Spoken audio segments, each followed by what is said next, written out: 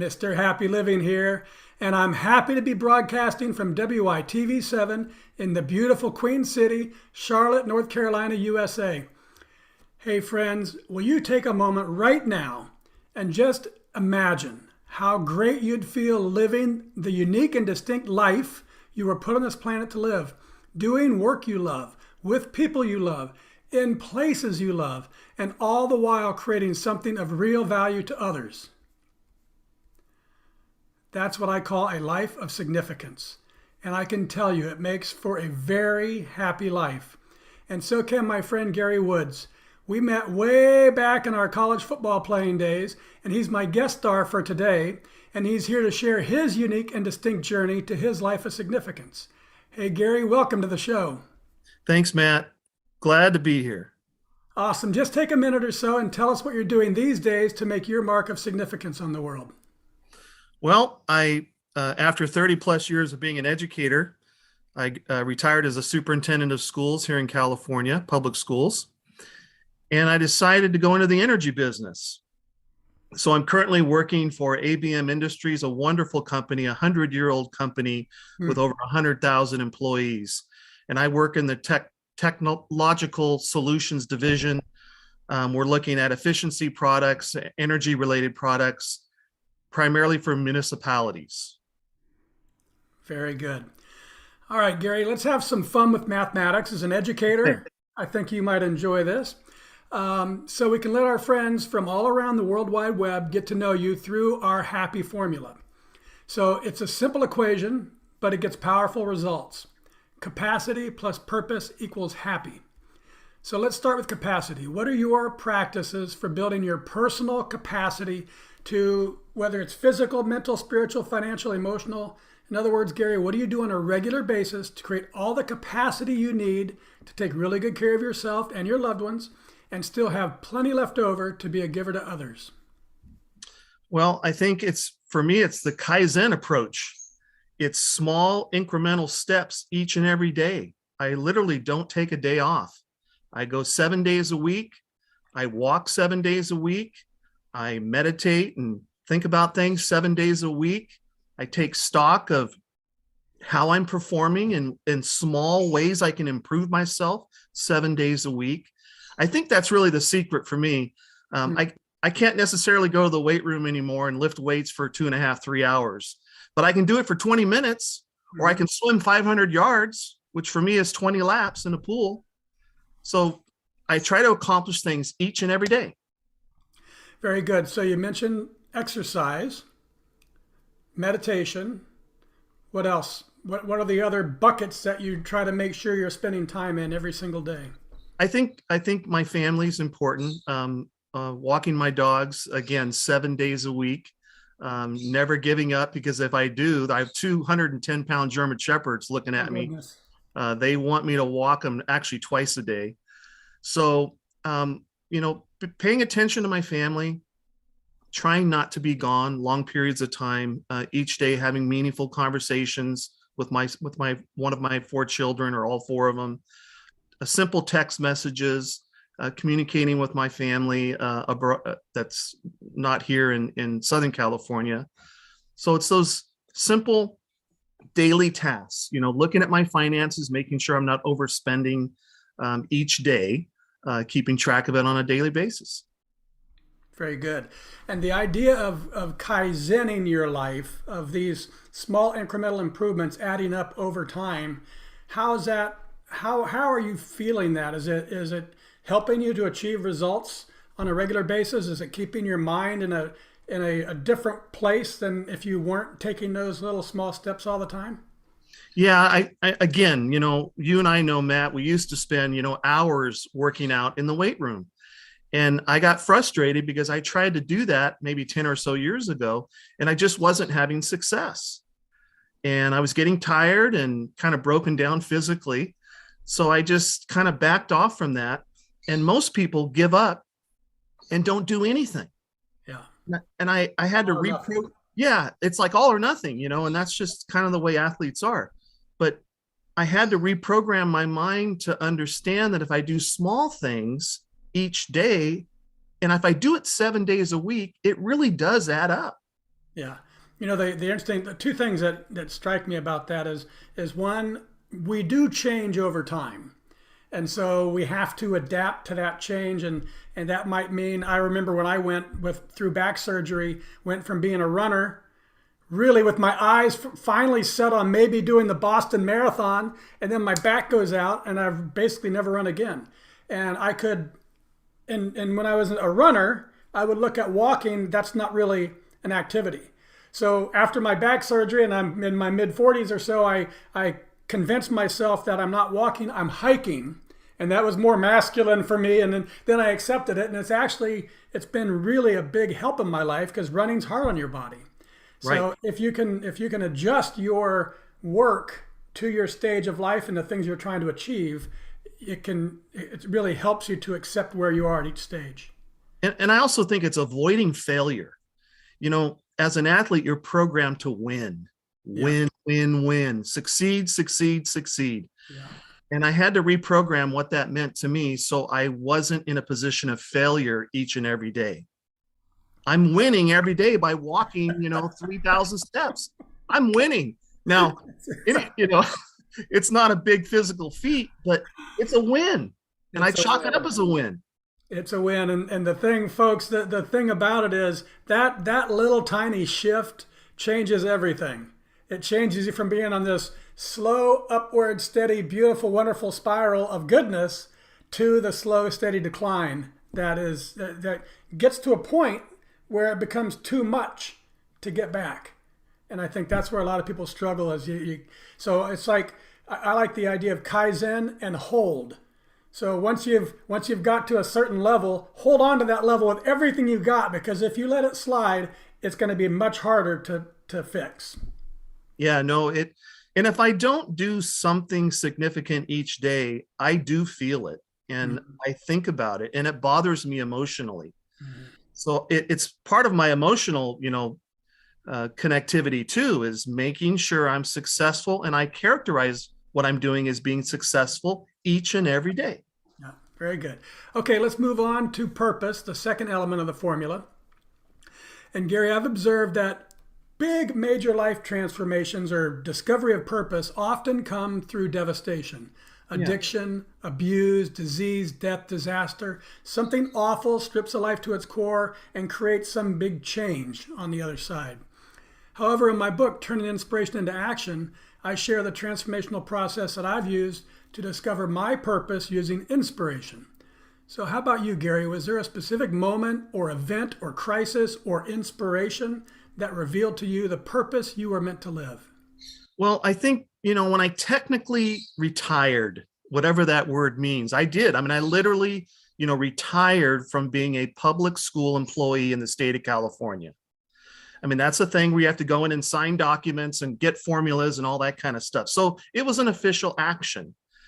And I realized after a while, everything in my life was built around success. What I viewed as being successful as a father, as an administrator, a teacher, a superintendent of schools, going to school, getting degrees, earning all of those things. Those were all built on success. When I retired, I had to reprogram my mind and my brain to reconsider what was important to me. And like I learned in your e-course, Matt, it really now was not just about success. It was about significance. What is significant to me? Because I didn't have to do anything. I don't have to do anything right now. I don't have to go swim today. Nothing. But these things, I started to rebuild my life in terms of what was significant to me and what was of value to others. So what was the prompt for you to step out of education and retire and start? Were you already thinking about starting something new, or was it just retire and then figure it out? I was getting a little worn out. You're in those high level leadership positions, especially in public schools. It's a tough environment. It wears you down. It's like gravity, it goes onto your body and it just sinks you down. So I had to get rid of some of that gravity. I had to create power that was more powerful than the gravity that was holding me in place. And so the significance component came into play. The other significant thing for me, I watched my dad, who was a wonderful guy, hard worker, loyal to his family. At about 76 years old, he started to develop Alzheimer's. Mm. And it was about a 3 to 4 year process. And it got really, really bad at the end, as many Alzheimer's families will tell you, Mm. with their loved one, to the point where my dad didn't even recognize his family members. Oh. And then he passed away. And I This kind of, was, this was before retirement. This was kind of uh, the time. it was right about the same time. Yeah, It yeah. was all So kind of, life took on a whole new level of meaning. yeah. And at 58 years old, I kind of sat back and thought to myself, okay, is this it? Is this all it is? Yeah. Because if I have something like Alzheimer's at 75, I'm going to have 3 or 4 or 5 years left. I'm not going to recognize my family members. So up until that point, is that going to be enough when I'm actually aware of what's going on? Mm. And, being 30 plus years in a certain career, I kind of had done it all. Mm-hmm. I felt like it was halftime for me, and I know there's an important book written about that, Yes. but it was like, I looked at it as halftime. I did not look at it as retirement. It wasn't an end to anything for me. It was actually a beginning. Good. Good. And one last question on this. What do you think Dad thinks about your big change and how you're doing right now? I mean, I would have had to have some conversations with him, just the way he was, but I think he would have been really proud that I looked at life this way. Because when he retired, it really was a retirement. He was starting to fail, Yeah. and the retirement was really needed. It needed to happen. For me, I'm retired, but I feel like in some ways I'm at the top of my game. I can't just give up. No, no, it's great. Halftime's a great way to look at it. Okay, so Gary, let's take a break so our sponsor can spread a little love to our listeners.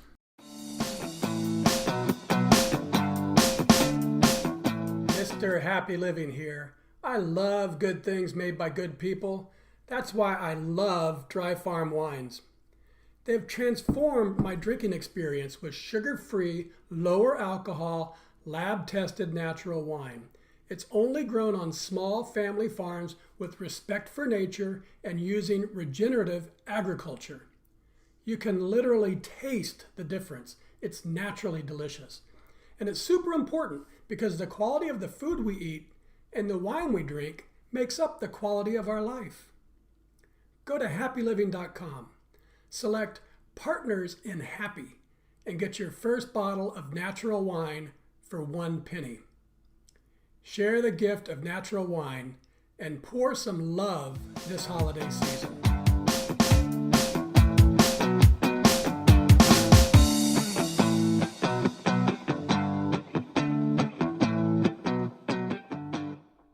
And we're back, and this is the Something Significant Show, and I'm Matt Gersper, your happy host. And my special guest star today is Dr. Gary Woods. He's been at virtually every level of the education business, from teacher to principal to superintendent. And after 34 years this past summer, he summoned the courage to make a great, big, bold career shift to ABM, a Fortune 500 company providing facility solutions including janitorial, electrical and lighting, energy solutions, facilities engineering, HVAC and mechanical, landscape and turf, mission critical solutions, and even parking, all provided through standalone or integrated solutions. Gary, I love the courage of your big, bold career move. And I also love this article called The Science Behind the Power of Giving. I found it on lifescience.com, and it says the act of giving itself can be a gateway to discovering your reason for being on this planet. It tells us how science supports the notion that giving of one's time and talents and treasures is a powerful pathway for discovering purpose and transcending difficulties and finding fulfillment and meaning in life. So I updated our formula. Capacity plus purpose plus giving equals really happy. So what do you think, Gary? In your life, have you found that giving your time and your talents and your treasure has been a pathway for discovering your purpose and for transcending difficulties that you've faced and for bringing real meaning into your life. Yeah, I think, being an educator, in a sense, that is what you're doing. You are giving and giving and giving. I've watched hundreds upon hundreds of teachers in the classroom just giving their heart and soul to 30 kids every hour over 5 periods. That might be as many as 150 kids in a day. They do that day in, day out for 180 days each year.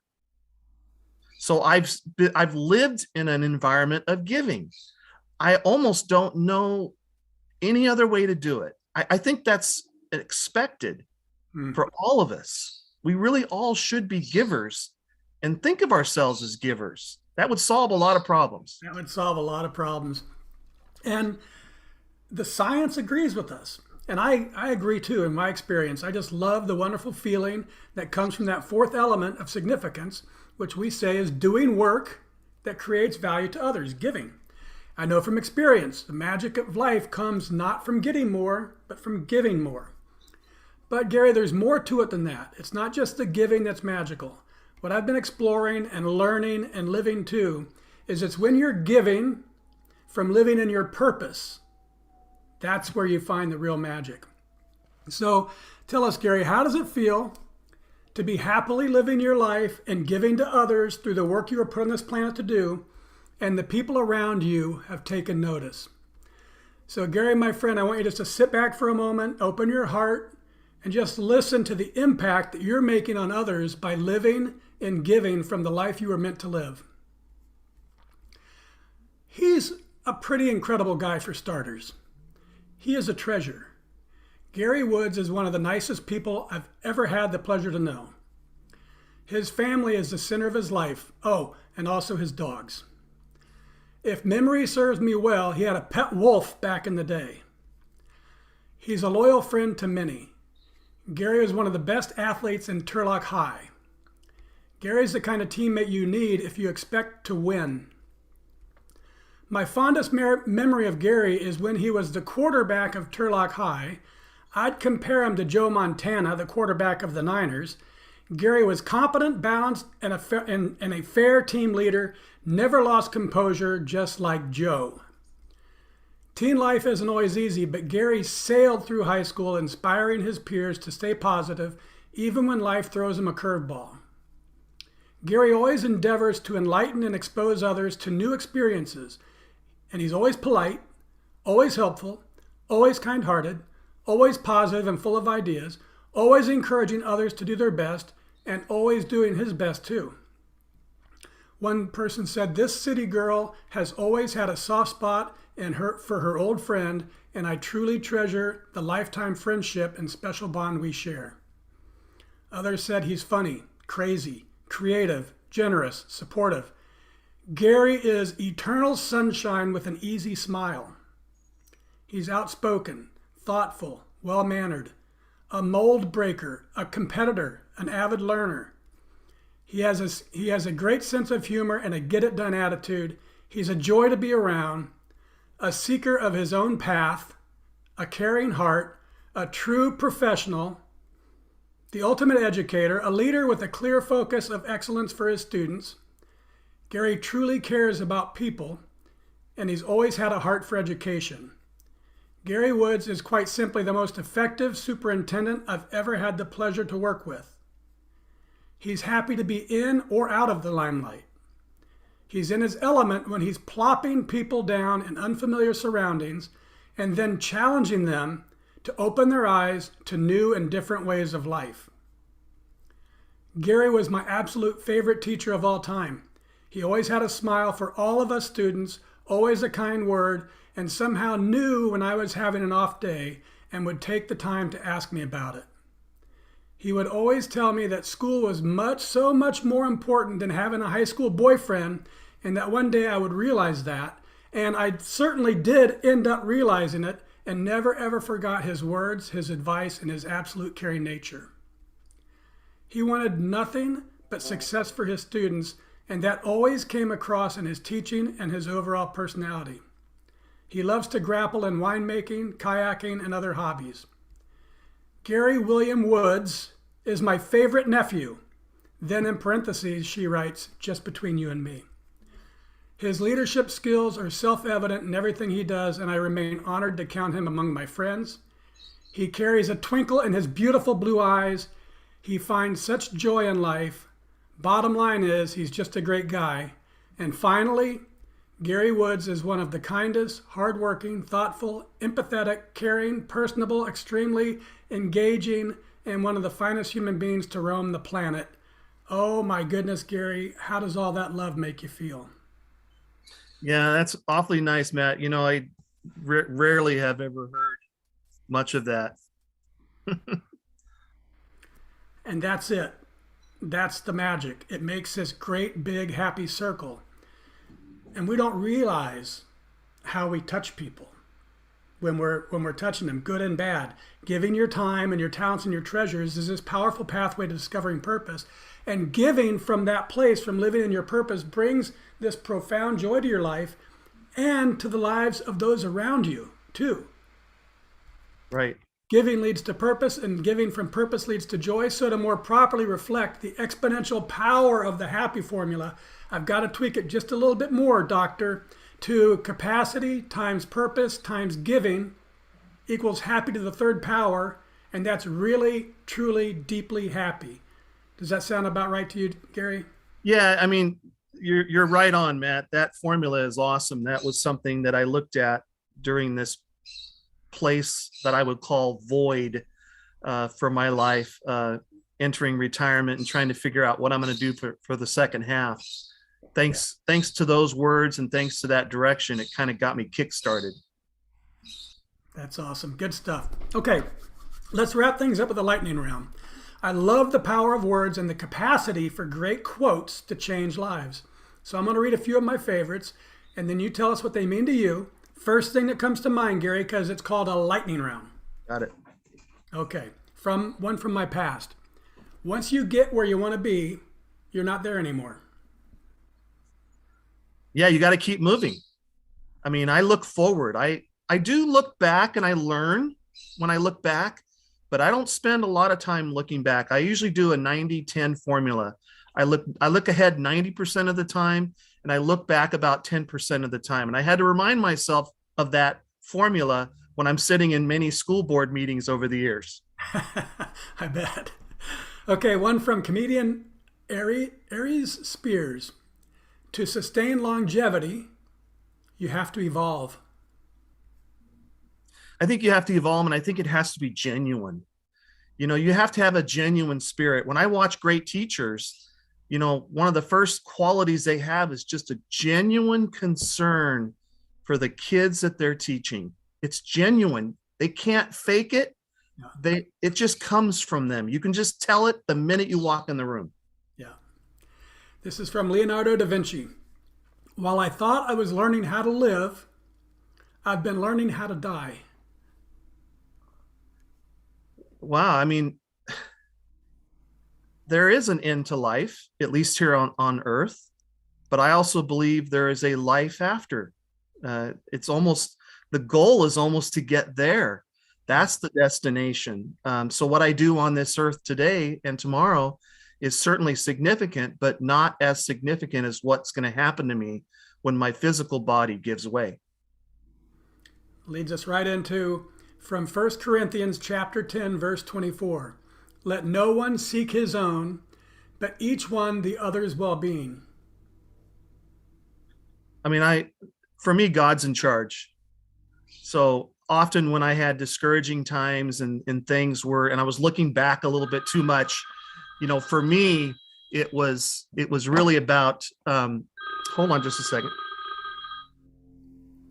For me, it was